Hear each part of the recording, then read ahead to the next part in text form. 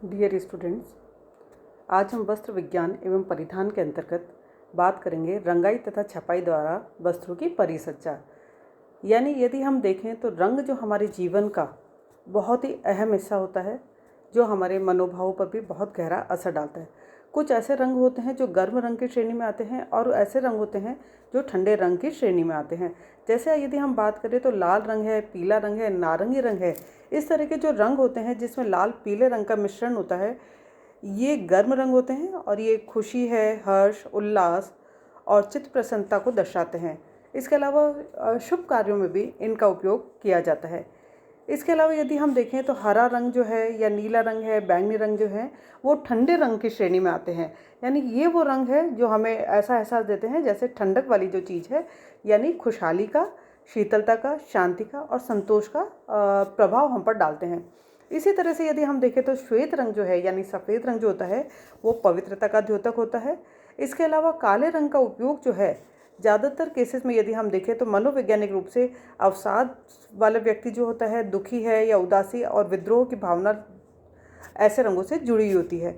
तो ये हम देखें तो हमारे देश में भी जो वस्त्र है वो अलग अलग रंगों में रंगे जाते हैं।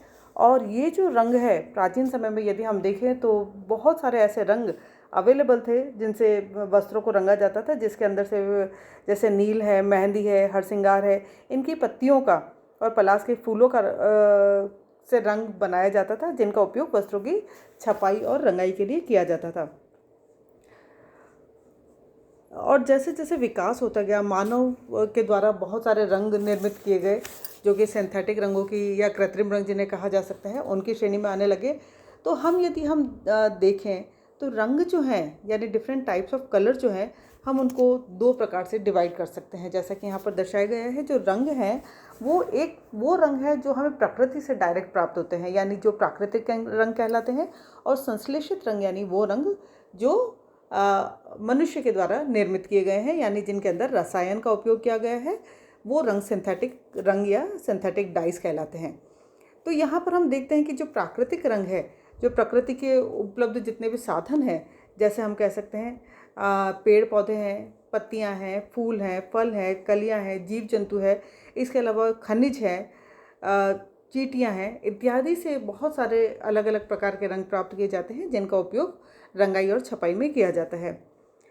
प्राकृतिक रंग जो है, उनको जो प्राप्ति का स्रोत है, यानी हम कहाँ से प्राप्त करते हैं, उनके आधार पर हम इनको 3 भागों में डिवाइड करते हैं। जैसे हम कह सकते हैं यदि हम वेजिटेबल से रंग प्राप्त कर रहे हैं तो वानस्पतिक रंग होगा, यानी वेजिटेबल डाइस जिसे कहा जाता है। एनिमल से यदि प्राप्त किया जाता है तो प्राणिज रंग होता है, और यदि खनिज से प्राप्त किया जाता है तो उसे खनिज रंग या मिनरल डाइस भी कहा जाता है। अब यहाँ पर हम देखें तो वनस्पतिक रंग के अंदर कौन कौन से ऐसी चीज़ें हैं जहाँ से ये रंग प्राप्त किया जाता है।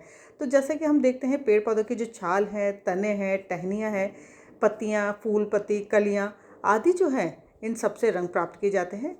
इनसे जो प्राप्त रंग है उन्हीं से वस्त्रों को रंगा जाता था। पहले हम देखें, इसके अलावा हाथ पैरों को रंगने के लिए भी जो पत्तों को सुखा करके मेहंदी बनाई जाती थी।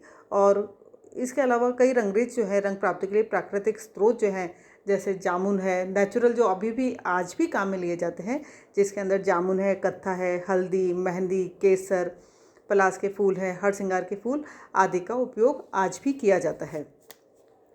अब ये जो रंग प्राप्ति के लिए जितने भी फूल हैं, इनको जैसे हरसिंगार का है या पलाश का है या केसर है आदि के जो फूलों को तोड़ करके इनको पानी में पकाया जाता है, और जब ये रंग तैयार हो जाते हैं तो इनसे वस्त्रों को रंग लिया जाता है। इसके अलावा जामुन है, अनार है, बहेड़ा है, इसके अलावा हरड़, आंवला आदि को भी कूटकर भिगो दिया जाता है और धीमी आंच में पकाया जाता है, जिससे इसके अंदर जो रंग है वो रंग निकल कर फिर उसके बाद वस्त्रों पर रंगा जाता है। यदि हम देखें तो कई जगह पर अखरोट के छिलकों का उपयोग भी रंग निकालने के लिए किया जाता है। इसके अलावा पेड़ों की छाल जो है उससे भी रंग निकाले जाते हैं। कत्था जो है वो पेड़ की छाल से ही निकाला हुआ पदार्थ होता है। मेहंदी के पत्तों को हाथ पैरों और बालों को रंगने के लिए भी काम में लिया जाता है। और मेहंदी जो है बालों को रंगने का आजकल जो काफ़ी सिस्टम बढ़ गया है, काफ़ी यूज़ इसका देखा जा रहा है।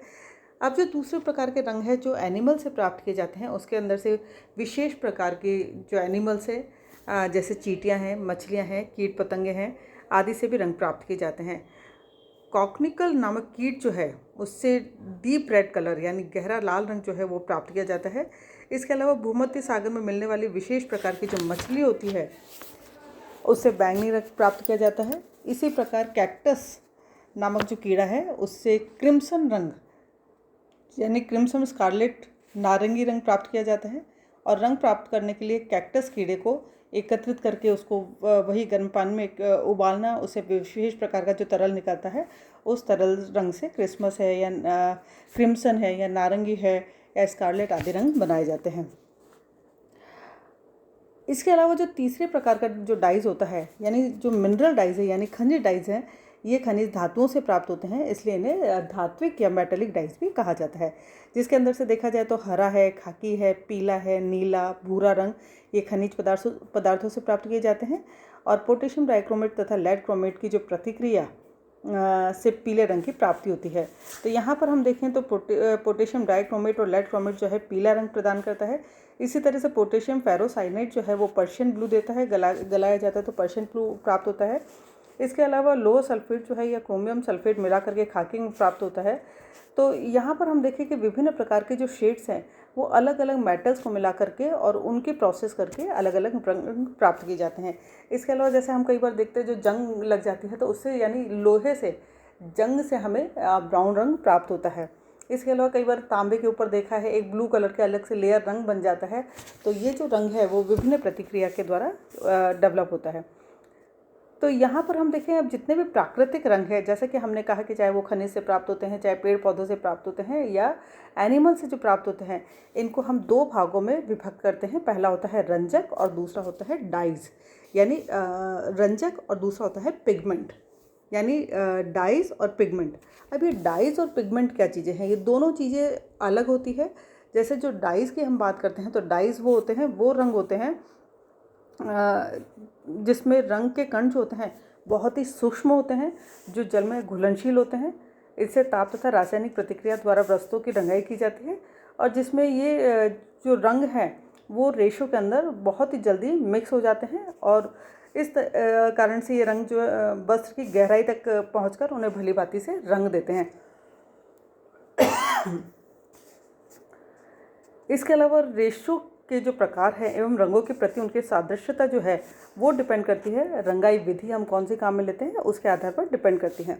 इसके अलावा वर्णक जो होते हैं वो पानी में अघुलनशील होते हैं, इनके कण रंजकों की अपेक्षा ज़्यादा कठोर होते हैं और ये केवल सतह पर ही रहते हैं यानी ये अंदर रेशों के अंदर प्रवेश नहीं करते हैं।